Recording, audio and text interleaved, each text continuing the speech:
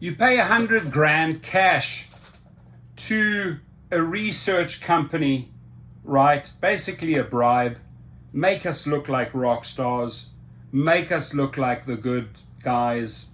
And the sad thing is that these research companies will take the cash, the wad, and make you look like the best of the best, like the ultimate rock star, which is not true, right? So it's really sad, Dara Khosrowshahi, Travis Kalanick, that you had to pay money to make yourself look fantastic. Because the truth is, the world knows you are not fantastic.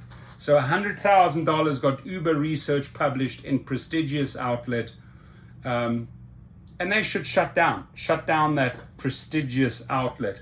Should bought and paid for corporate white papers get published under the auspices of the venerable National Bureau of Economic Research?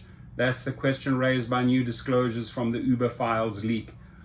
State of Play, a major NBER research paper co-authored by Alan Kruger, the former chair of the White House Council of Economic Advisors, was revealed last week to have been paid for by Uber $100,000 for part of the production line of political ammunition that could be fed to politicians and the media, in the words of Guardian investigative reporter Felicity Lawrence. So they exposed this. Context: NBER, more than a century old, is one of the most venerable economic institutions in the world. It's funded mostly by US government agencies, but also by a broad range of corporations and foundations. Bottom line is, UMFs take bribes, right? By the numbers, Uber paid Kruger $100,000 for the controversial 2016 study, which has been cited by 981 scholarly articles to date. A payment of that magnitude is not trivial, and it's relevant, one high-profile economist tells Access. Yes, because it's a bribe. Say it as it is. It's a bribe, right? The payment to an economist who was broadly beloved within the profession has been described as troubling and distressing. Step down.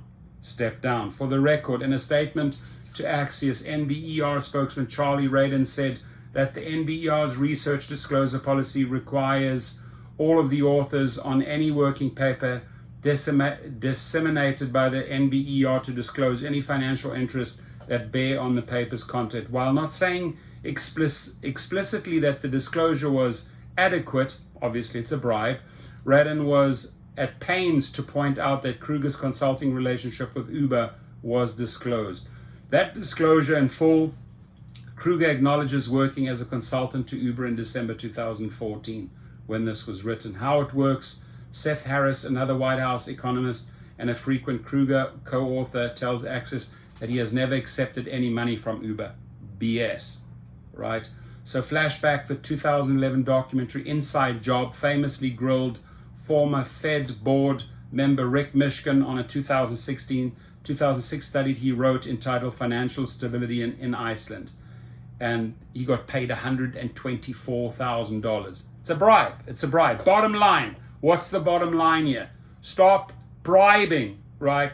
It's a commonplace for companies to pay economists to write research that gets published by the company itself. When the research appears in academic outlets, however, the current disclosure regime can feel insufficient.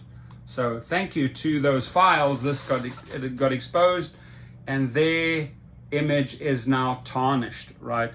Sad thing is that you, Travis, have to pay to make yourself glorious. The sad thing is, Dara, you still do it today. Be safe, everyone.